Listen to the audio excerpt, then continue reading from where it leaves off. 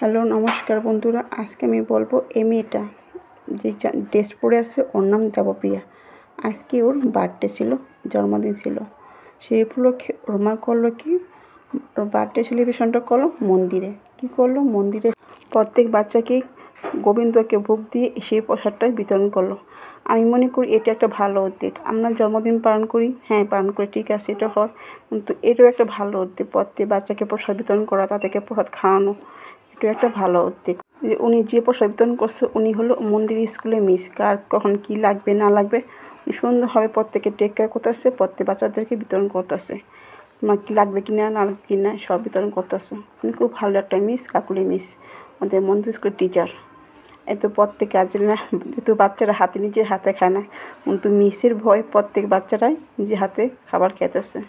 শুধু বাচ্চাদেরকে নয়, প্রত্যেকটি গার্জেনকেও ওর মা প্রসাদ খাওয়াতেছে।